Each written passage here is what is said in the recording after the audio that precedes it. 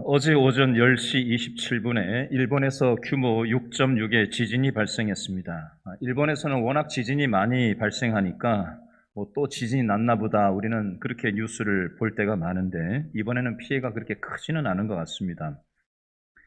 그런데 지금으로부터 98년 전 1923년 일본 간도에서 발생한 지진은 사망자만 14만 2천 명이 사망을 했고요. 중국에서는 1976년 지진으로 사망자가 24만 2,800명이 사망했고요. 중국에서 1920년대 지진이 나서 사망자가 27만 3,400명이 사망을 했습니다. 미국 조금 밑쪽 아래쪽에 IT라는 나라가 있는데 2010년도 지진으로 31만 6천 명이 사망하는 지진이 최근 들어 한 100년 사이에 있었던 지진들만 제가 소개를 해드렸습니다. 오늘 우리가 살펴볼 소돔과 고모라 성에도 지진이 발생했을 것으로 보여집니다. 지금으로부터 오늘 성경 본문은 한 4,000년 전이기 때문에 사망자가 몇 명 정도였는지 정확하게 얘기할 수는 없습니다. 오늘 읽었던 창세기 19장 24절 말씀에 보면 유황과 불이 소돔과 고모라에 비같이 내렸다라고 나옵니다. 소돔과 고모라 성의 위치는 현재 사해 남동쪽 끝부분에 있을 것으로 고고학자들은 추정을 하는데요. 이 지역은 아프리카 대륙과 아시아 대륙이 만나는 부위에 맞물려 있는 부위이기 때문에 지진이 자주 발생하는 지역입니다. 고고학자들은 이 지역에서 손톱 크기에서 달걀 크기 정도의 유황 덩어리가 수천 개가 발견되었다고 합니다. 불타는 유황 덩어리들이 도시 위로 비처럼 쏟아져 내려서 소돔과 고모라의 가연성 물질이 불에 탔을 것으로 보여집니다. 1995년 일본 고베에서 지진이 났을 때 도시의 가스관이 터져서 고베 도시 전체가 불바다가 되었던 적이 있었습니다. 4,000년 전 오늘 성경 본문에는 가스관이 없었잖아요. 그 대신에 사해 근처에서 요르단에서 도로 공사를 하기 위해서 발파 작업을 하고 바위를 뚫어내고 땅을 파들어 가다 보니까 엄청난 양의 메탄가스가 지하에서 분출되어서 불이 일으켜지는 것을 확인을 했다고 합니다. 아마 그 당시에 소돔과 고모라 성은 진도 6 이상의 지진이 나서 땅이 뒤틀려서 깨지면서 지하에 있던 그 메탄가스가 분출이 되면서 불이 폭발하고 불이 발생했을 것으로 보여집니다. 온도가 한 4,000도 정도 되었을 것으로 추정되는데요. 이 용광로 같은 연기가 발생하면서 아까 전에 영상 보셨던 것처럼 산에서 아브라함이 소돔과 고모라 지역이 한 30km에서 60km 정도 떨어져 있을 것으로 보여지는데 그 산 꼭대기에서 연기가 피어오르는 모습을 아브라함이 소돔성이 불타는 장면을 쳐다보는 것을 조금 전에 영상으로 보셨어요. 그게 아마 한 용광로에서 일어나는 연기처럼 한 4,000도 정도 되는 온도에서 발생했을 것으로 보여진다는 얘기입니다. 그 근거가 창세기 19장 28절 말씀에 나오고 있습니다. 옹기 가마에 연기같이 치솟음을 아브라함이 보았더라라는 표현으로 되어 있습니다. 롯의 아내는 치명적인 황산가스에 질식해서 물속으로 넘어진 것일 수도 있습니다. 우리나라에도 황산가스 유출 사고가 유해가스로 인한 산업재해가 잊을만 하면 포항제철이나 산업단지에서 한 번씩 발생했다라고 하면서 시위를 하고 데모를 하는 모습이 있죠. 어제 노동자의 날이었는데 산업재해 피해자들이 사실 굉장히 많이 있습니다. 그중에 이 황산가스 유출 사고나 각종 유해가스로 인해서 사망자나 다치는 사람들이 아직도 많이 있는데 이 소돔성과 고모라 성에도 아마 이 황산 이 가스에 질식해서 롯의 아내도 도망치다가 사해 물속으로 넘어져서 거기에서 죽지 않았을까 하는 고고학자들의 연구가 있습니다. 성지순례를 가보시면 사해 그 언덕배기에 이게 롯의 아내가 소금기둥으로 변한 거다라고 해서 그렇게 가이드들이 안내도 하는데 그건 실제 사실하고는 약간 다른 것 같고요. 소돔과 고모라의 성은 아마 사해 바다 안에 수장되어 있을 것으로 보여지는 게 일반적인 관측입니다. 롯의 아내도 역시 마찬가지일 것으로 보여지고요. 창세기 13장 10절 말씀을 한번 펴보시겠어요? 창세기 13장 10절 말씀입니다. 창세기 13장 10절 말씀 다 같이 한번 읽어볼까요? 시작. 이에 누가? 롯이 눈을 들어 뭘 봤어요? 요단 지역을 바라본즉 어디까지? 소알까지 온 땅에 물이 넉넉하니 여호와께서 소돔과 고모라를 멸하시기 전이었으므로 여호와의 동산 같고 애굽 땅과 같았더라. 아멘. 요단 지역은 바로 소돔과 고모라가 있는 지역을 얘기하는 거고요. 그 바로 남쪽에 소알성이 있었습니다. 소돔과 고모라 그리고 소알을 바라보면서 롯이 보기에는 여호와의 동산, 에덴 동산처럼 좋아 보였고, 그리고 그 당시 세계 최대 제국이었던 이집트, 애굽처럼 좋게 보였다라고 되어져 있습니다. 롯이 보니까 소돔, 고모라, 이 소알 이 지역이 아주 매력적인 동네로 보였다는 거예요. 소돔과 고모라 근처 사해 지역에는 역청이 많이 매장되어 있었는데요. 콜타르라고 하죠. 도로 포장이나 방습이나 방수 재료로 많이 사용되는데 창세기 6장 14절에 보면 노아가 배를 만들 때 방주에다가 역청을 칠했다는 표현이 창세기 6장 14절에 나오고요. 창세기 11장 3절에 보니까 바벨탑 건축 자재로 역청을 사용했다는 표현이 나오고요. 창세기 14장 10절에 보니까 소돔과 고모라에 역청 구덩이가 많았다고 나오고 소돔 왕과 고모라 왕도 전쟁이 나서 도망가다가 역청 구덩이에 빠졌다는 성경의 표현이 나옵니다. 요즘에 우리나라 삼성이나 하이닉스 같은 데는 반도체를 많이 수출을 하고 있잖아요. 세계적으로. 오늘 소돔과 고모라는 그 당시에 뭘 수출했을까요? 바로 역청을 수출을 했습니다. 이집트에도 피라미드에 엄청난 건축을 했잖아요. 그 당시에. 그죠? 경기가 좋고 나라가 잘 나가면 건축 사업이 많이 붐이 일어나는데 피라미드를 엄청나게 왕의 권력을 드러내려고 피라미드를 엄청나게 지었는데 건축 자재에 역청이 필요했기 때문에 소돔과 고모라 이 사이에 지역에 있는 역청을 수입해서 쓴 흔적이 고고학자들이 다 발굴을 해냈습니다. 돈이 없던 화폐가 없던 그 당시 사회에서는 소금이 이 화폐를 대신하는 그런 기능을 했는데 이 사회의 소금의 매장량은 세계적인 매장량을 보유하고 있습니다. 이것 말고도 각종 광물질이 무진장하게 거기 묻혀 있어서 미국의 총 수입의 총 재산 가치를 환산을 해보면 한 14% 정도가 이 사해 지역에 엄청난 자원이 매장되어 있어서 앞으로 세계 대전이 일어나면은 이 이스라엘을 중심으로 해서 이거를 얻어내기 위해서 그 자원을 얻어내기 위해서 전쟁이 일어나지 않을까 그렇게 예측하는 사람들도 있습니다. 창세기 14장 12절 말씀에 보면 소돔의 전쟁이 나서 소돔성이 망하고 롯이 피땀 흘려 모아놓은 모든 재산과 처자식들이 하루아침에 전쟁 포로로 붙들려가는 장면이 14장 12절에 나와요. 이 소식을 전해들은 아브라함이 조카 롯을 구하려고 창세기 14장 16절에 보니까 목숨 걸고 기습 공격을 해서 롯을 구해오는 장면이 나옵니다. 이러면 롯이 어떻게 해야 되죠? 소돔성에 머물러 살지 않고 삼촌 아브라함을 쫓아가야 맞을 것 같지 않습니까? 아이고 내가 신앙생활을 바로 해야 되는데 신앙생활 제대로 안 하고 매력적으로 보이는 이 소돔 고모라 성에 와서 그냥 세상 재미에 빠져가지고 내가 잘못 살고 내가 나름대로 뭔가 이루어 놓고 만들어가고 세워놓은 것이 전쟁통에 한꺼번에 물거품처럼 사그라들 수 있다는 것을 깨달았으면 정신 차리고 신앙의 자리로 돌아올 법한데 여전히 롯은 나는 삼촌 못 따라간다라고 얘기하고 소돔성에 눌러 앉는 장면이 나옵니다. 롯은 신앙생활하는 사람이었어요. 근데 소돔도 좋아하는 사람이었습니다. 소돔은 세상을 상징합니다. 교회도 좋고 세상도 좋고 롯의 눈에는 신앙생활하면서 살아가는 것보다 소돔의 매력, 세상의 매력이 더 좋아 보였습니다. 그래서 소돔의 생활 방식을 포기하지를 못했던 겁니다.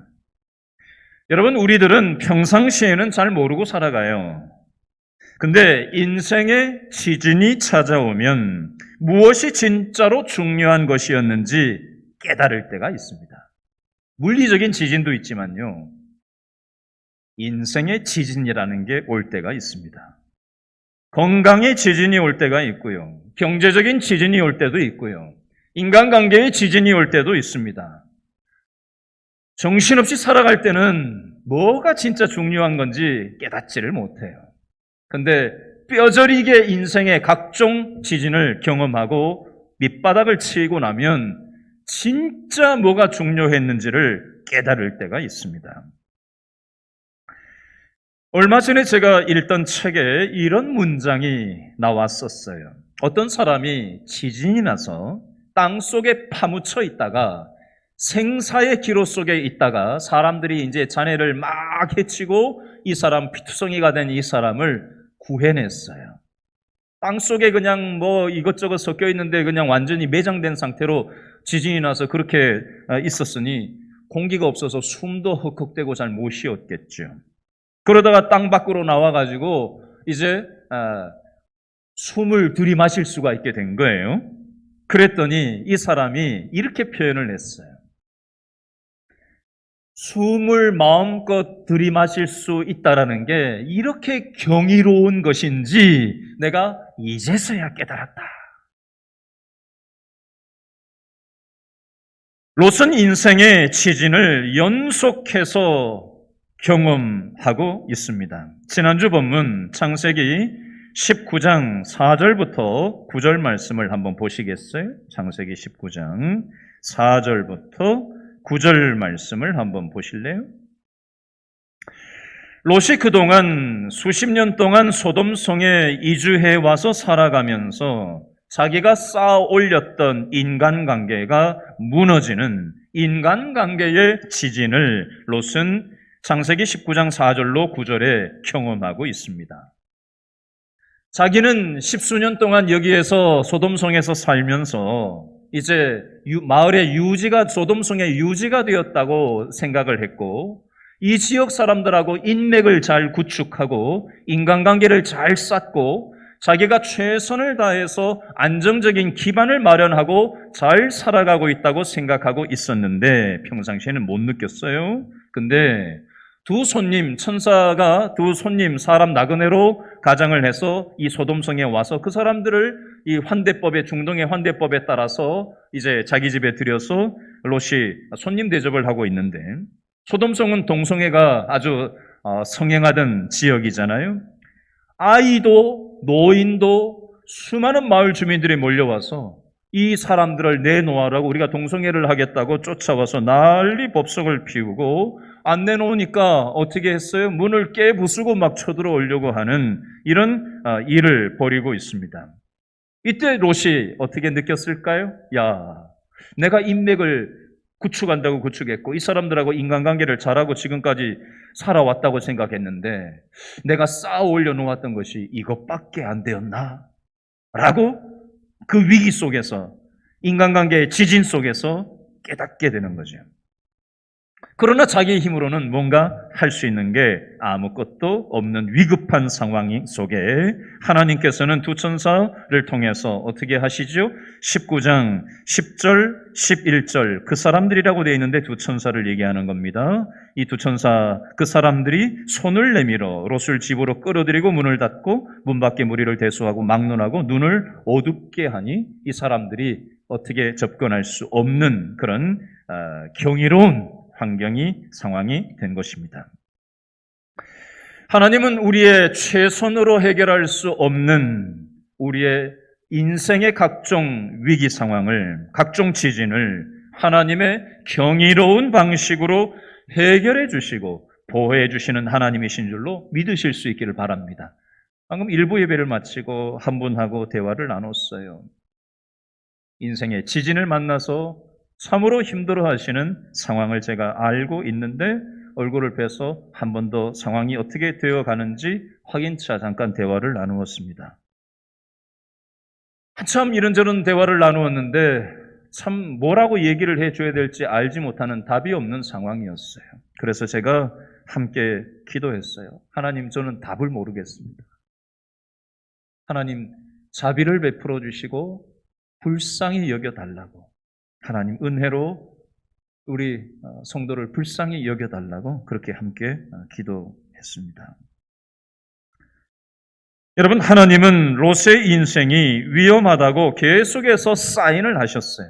우리 길거리 가다 보면 막 소방차가 불났을 때 그냥 웽웽웽웽 하면서 막 큰 소리를 경적을 내면서 피키라고 하면서 막 급하게 달려가잖아요. 앰뷸런스가 그냥 급한 환자를 싣고 그냥 웽웽웽웽 사이렌을 울리면서 막 지나가잖아요. 그죠?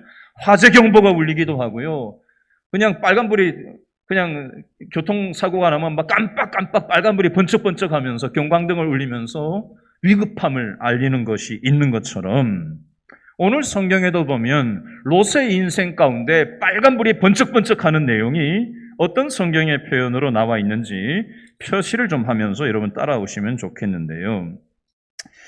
창세기 19장 13절 말씀해 보니까 동그라미를 해보실래요? 19장 13절 둘째 줄에 멸하시려고, 13절 셋째 줄에 멸하리라, 14절 둘째 줄에 멸하실 터이니, 15절 셋째 줄에 멸망, 17절 넷째 줄에 멸망이라는 표현이 반복적으로 나오고 있습니다. 소돔성이 멸망할 것을 빨간불을 반짝반짝하면서 사이렌을 울리면서 하나님께서 두 천사를 보내서 롯한테 경고를 하고 빨리 이곳을 빠져나갈 것을 계속해서 급하게 재촉하면서 말씀하시는 장면이 나와요. 또 한 단어가 반복되는데요. 17절 말씀에 이번에는 세모를 해보시겠어요? 17절 둘째 줄에 도망 세모하시고, 17절 넷째 줄에 도망 세모, 19절 셋째 줄에 도망, 20절 첫째 줄에 도망, 둘째 줄에 도망, 22절에 도망이라는 표현이 총 6번 반복 강조돼서 나오고 있습니다. 소돔성이 멸망하니까 빨리 도망하라고, 지체하지 말라고, 빨리 도망가야 된다라고 하나님께서는 두 천사를 미리 보내셔서 롯의 가정을 구원하기를 원하셔서 사인을 주시고 깜빡거리고 경고하시는 장면이 나오고 있습니다. 자, 이 내용을 가지고 적용해서 이렇게 한번 생각해 보시죠. 저와 여러분도 소돔과 같은 이 세상에서 소돔의 세상의 생활 방식대로 살아가다 보면 평상시에는 잘 생각하지 못하고 정신없이 살아가다 보면 깨닫지 못할 때가 있어요. 근데 하나님은 이런저런 인생의 지진을 통해서 멸망, 도망이라는 위험 신호를 통해 우리 인생에 깜빡깜빡 경광등을 켜시면서 다가오실 때가 있어요. 무엇이 진짜 중요한지 깨달을 것을 하나님께서는 깨닫게 하고 계신 거예요. 자, 이 정도 상황이 됐으면 롯이 어떻게 반응해야 맞죠? 회개하고 하나님의 이 위험 신호를 믿음으로 받고 믿음 생활을 제대로 하는 게 맞는데 롯은 어떻게 반응하고 있는지 16절 말씀을 읽어보겠습니다. 16절 다 같이 시작. 그러나 롯이 어떻게 반응하지요? 지체하매. 여기까지요. 롯은 어떻게 했다고요? 지체했어요. 왜 롯은 멸망한다고 경고를 하나님이 천사를 보내서 하시고 빨리 도망치라고 떠나라고 하고 계신데 도망가지 않고 지체하고 있었던 걸까요? 롯은 소돔에 미련이 많았어요. 세상이 너무 좋았어요. 내가 쥐고 있는 것을 놓고 싶지 않았어요. 내가 쥐고 있는 게 돈이든, 내가 쥐고 있는 게 성공이든, 내가 쥐고 있는 게 내 취미 생활이든 어떤 것이든 간에 그게 너무 좋은 거예요. 그래서 내려놓고 싶지 않은 거예요. 끝까지 움켜쥐고 있고 싶은 거예요. 여러분, 이러면 벌을 받아야 맞지 않아요? 세상 논리로 보면. 근데 하나님은 어떻게 하시는가? 우리가 믿는 하나님은 벌 주시는 하나님인가? 어떻게 하시는 하나님인가? 한번 볼까요? 자, 16절 말씀 뒷부분에 나오는데요. 자, 16절 묶어서 다 같이 한번 더 읽어봅니다. 시작.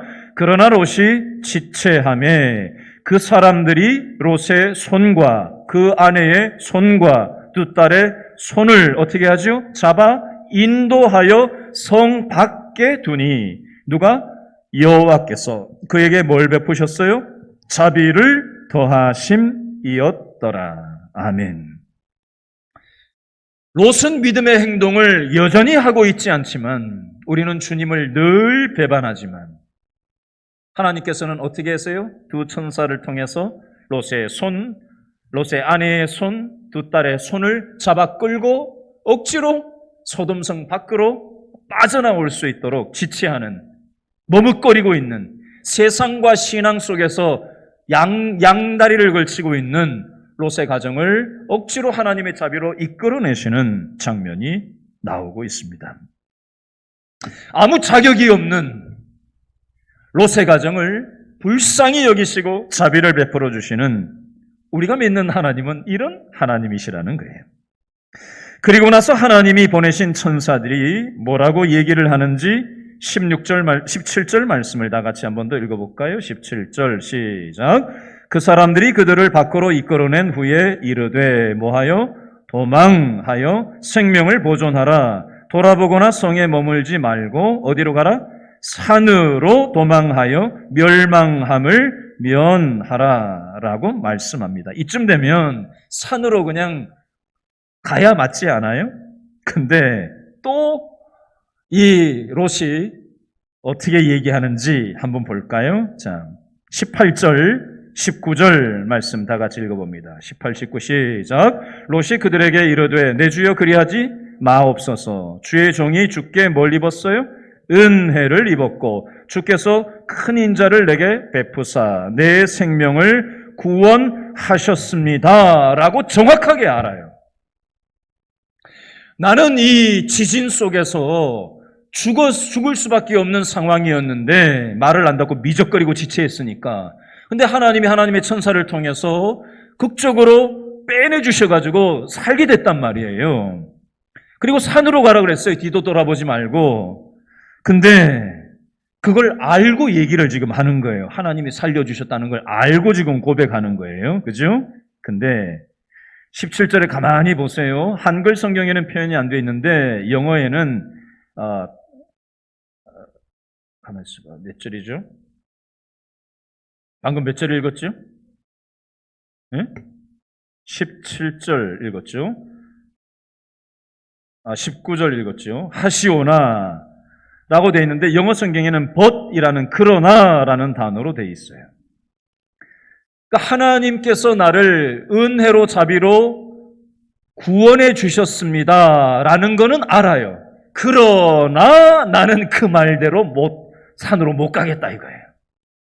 내가 움켜쥐고 있는 것을 못 놓겠다 이거예요. 세상 재미를 못 놓겠다 이거예요. 교회도 다녀야 되지만 세상 재미를 양보할 수 없다, 포기할 수 없다는 거예요. 그래서 소돔성에서는 빠져나왔고 거기는 멸망을 했으니까 소돔성으로 못 들어가니까 롯이 뭐라고 얘기를 해요? 19절 밑에 보니까 20절에 보니까 뭐라고 얘기하죠? 보소서 저 성읍은 도망하기에 가깝고 작기도 하오니 나를 그곳으로 도망하게 하소서. 이는 작은 성읍이 아니니까 내 생명이 보존되리이다. 이 성읍이 어디죠? 22절 끝에 소알, 23절에 소알이라는 동네가 나오죠. 소알성을 얘기해요. 소돔 밑에 고모라 밑에 소알성이 있는데 소돔 고모라보다는 작은 사이즈예요, 성이. 근데 여전히 사해 근처에 있기 때문에 경제력이 있고 먹고 살 만한 동네였어요. 세상적으로 이것도 매력적인 동네였어요. 소돔보다는 못하지만. 여기에라도 좀 살 수 있게 해달라라고 롯이 지금 얘기하고 있는 거예요. 여러분 이건 뭐하고 같으냐면요. 나는 교회 생활만 하면서는 못 산다 이거예요. 교회도 다녀야 되지만 세상 재미도 못 놓겠다 이거예요. 소돔에는 못 돌아가지만 소돔이 아닌 소알이라도 나는 움켜쥐고 살아야 되겠다 이거예요. 여러분 저와 여러분은 어떻습니까? 신앙생활이 매력적으로 보이십니까? 세상 재미가 여전히 더 매력적으로 다가오십니까? 우리는 이런저런 인생의 지진을 만나면서 진짜 중요한 것이 무엇인지 깨달을 때가 있는데 그것도 그때 잠깐뿐이에요. 또다시 시간이 지나면 언제 그랬냐는 듯이 우리는 정신없이 세상 재미에 빠져 살아갑니다. 그리고 못 놓는 부분이 있어요. 세상적인 것들을. 요것만은 못 내려놓는다. 이거 없으면 무슨 재미로 살아? 이런 거 있잖아요. 그게 바로 소활성에 살겠다라고 요구를 하는 롯의 자세요, 우리들의 모습이기도 합니다. 자, 이런 롯의 믿음 없음에 대해서 하나님은 천사들을 통해서 뭐라고 반응하실까요? 그래? 그러면 그렇게 해. 허락할게 라고 말씀합니다. 그러면 소활성에서 살면 되잖아요. 여기는 멸망시키지 않는다고 하셨으니까. 근데 여기에 있는 게 또 두려운 거예요. 그러니까 이게 장소가 중요한 게 아니에요. 환경이 좋냐 좋지 않느냐, 장소가 어떠냐, 뭐 조건이 좋아졌냐 말았냐, 이게 중요한 거라는 얘기를 하는 게 아니에요. 어디에 있든지 어떤 조건인지 어떤 장소인지가 중요하기보다 더 중요한 거는 세상 재미, 세상 매력보다 하나님과 교제하고 하나님과 함께 살아가는 이 경이로움에 대해서 매력을 느끼고 하나님을 경험하면서 살아가느냐 여하에 우리의 믿음의 삶은 달려있는 거지, 조건이 좋아지냐 나빠지냐, 장소가 어디냐 마냐, 산이냐 소활성, 이런 게 중요한 게 아니라는 거예요. 소활성에 있던 이 롯이 여기 있는 것도 두려워서 30절에 보니까 어디로 또 가려고 하지요? 롯이 소알에 거주하기를 두려워하여 두 딸과 함께 소알에서 나와 산에 올라가서 굴에 들어가서 숨어서 지내는 장면이 나오고 있습니다.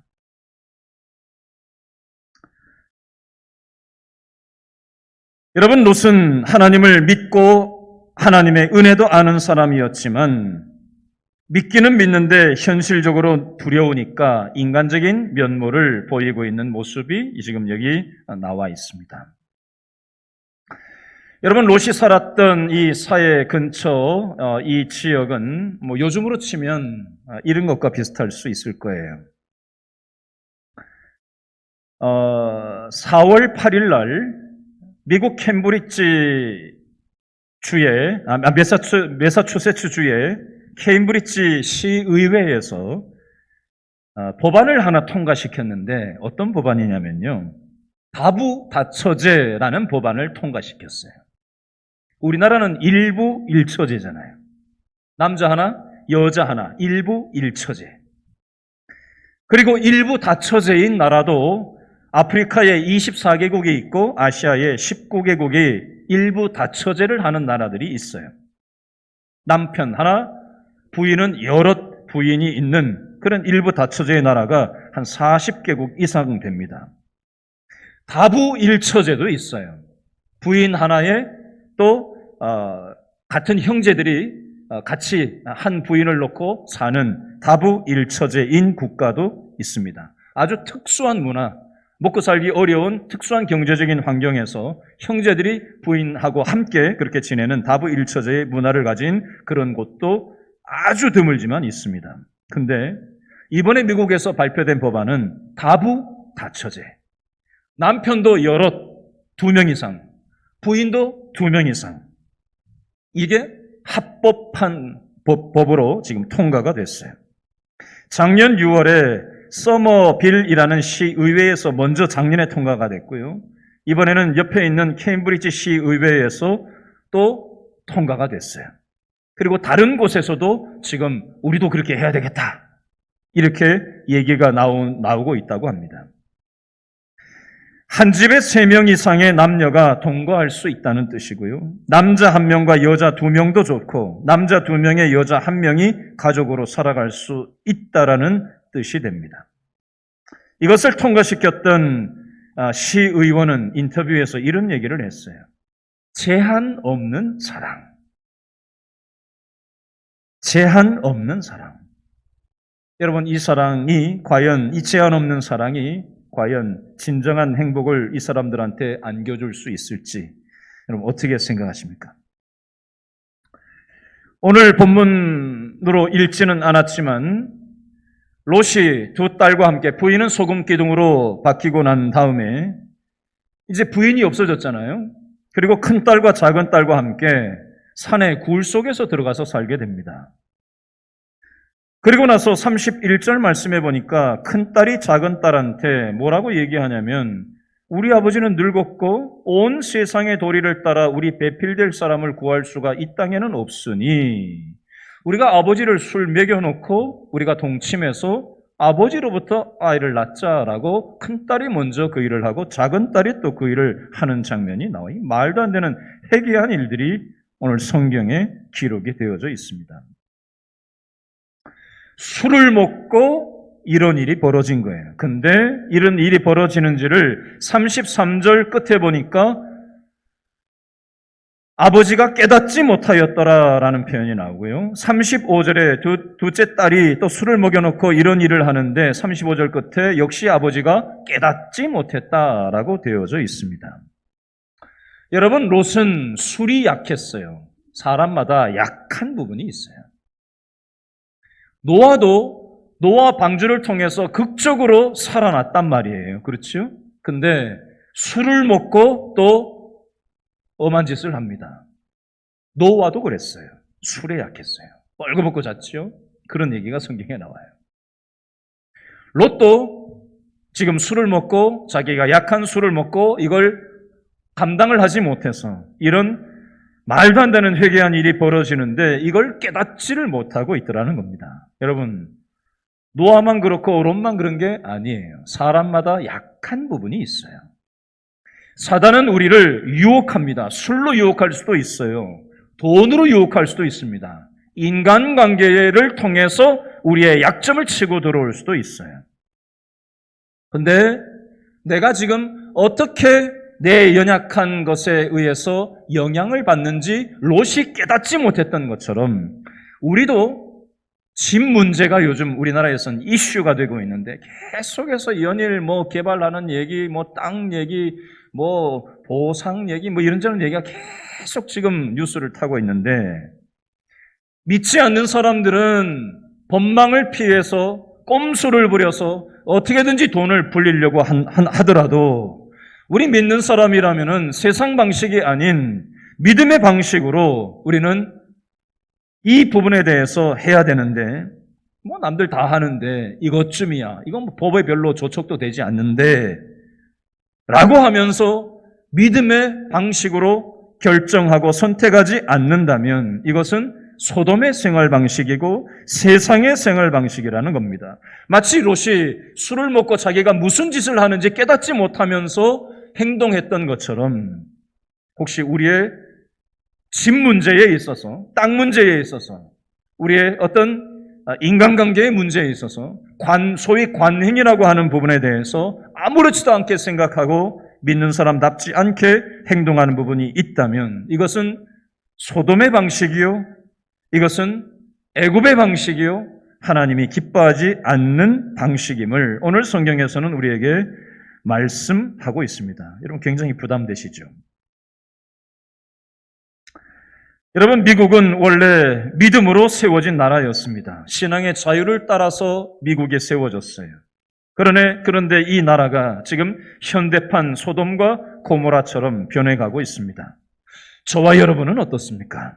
하나님을 믿고 은혜도 맛봤지만 여전히 세상의 매력을 놓지 못하는 이 정도쯤이야 움켜진 것을 조금만 더 이것만은 못 내려놔 라고 하는 그런 부분이 있지는 않는지 한번 돌아볼 수 있었으면 좋겠습니다. 여러분, 오늘은 어린이 주일입니다. 롯의 두 딸들이 지금 아버지를 술 먹여놓고 이런 회개한 일들을 해서 자식들을 낳는 장면이 나와요. 이 딸들이 왜 이렇게 됐을까요? 누구한테 보고 배웠을까요? 아버지한테 보고 배웠어요. 창세기 19장 손님들을 이제 동성애를 하겠다고 내놓으라고 난리법석을 피우는 동네 사람들한테 롯이 문 열고 나가서 뭐라고 얘기했지요? 결혼 안 한 내 두 딸들이 있으니까 가지고 와서 니들 마음대로 해라 라고 얘기합니다. 딸들을 뭐로 여긴 거예요? 물건 취급한 겁니다. 딸을 물건 취급하는 소돔의 생활 방식처럼 롯은 거기에 쩌들어서 그렇게 딸을 내놨던 거예요. 그러니까 딸도 목적을 위해서 아버지를 술을 먹여놓고 자식을 낳아야 되니까 수단과 방법을 가리지 않고 목적만 이루면 된다라고 해서 아버지한테 이런 일들을 벌이는 것이 아버지의 자녀 교육이 결국에는 자녀들에게 영향이 가고 있는 것입니다. 여러분 참 비참하죠. 그래서 나온 민족이 19장 37절에 큰딸이 낳은 자손이 모압 민족이 되었고 19장 38절에 작은 딸의 아이를 통해서 암몬이라는 민족으로 이 민족이 성장을 하게 됩니다. 여러분 오늘 본문에는 롯이 나오는데 구약 성경에 룻이 있죠. 룻은 어디 지역 출신이죠? 모압 출신입니다. 룻을 통해서 누가 나중에 계보를 이어서 누가 나오죠? 바로 예수님이 바로 그 계보를 통해서 나와요. 여러분 참 아이러니하지 않습니까? 인간은 이렇게 믿음 없는 행동을 반복해서 이렇게 엉망으로 만들어 놓는데 하나님은 하나님의 역사를 어떻게 이렇게 일하시나 싶을 정도로 자비를 베풀어 주시고 아브라함의 중보기도를 통해서 롯을 구출해 주시고 또 못 내려놓는 이 롯이 소알성에서 살 수 있도록 해달라고 했을 때도 그렇게 하라고 눈높이를 낮춰주시고 또 이렇게 큰 딸, 작은 딸을 하고 잠자리를 해서 아이를 낳은 이 민족을 통해서 바로 이 땅에 메시아가 오시게 되는 이런 우리가 이해할 수 없는 방식으로 일하시는 하나님의 놀라운 방식을 우리는 보게 되는 것입니다. 여러분 말씀을 마무리하면서 지난주에 우리 교회 송도님 한 분과 제가 대화를 할 일이 있었어요. 근데 그분이 저한테 이런 얘기를 하세요. 목사님, 직장 일을 하는데 요즘 경기가 많이 좋지 않지만 하나님께서 또 이렇게 저렇게 일거리를 주시고 또 하나님께서 은혜로 함께 해주시는 것을 확연하게 경험하면서 일을 하고 있습니다.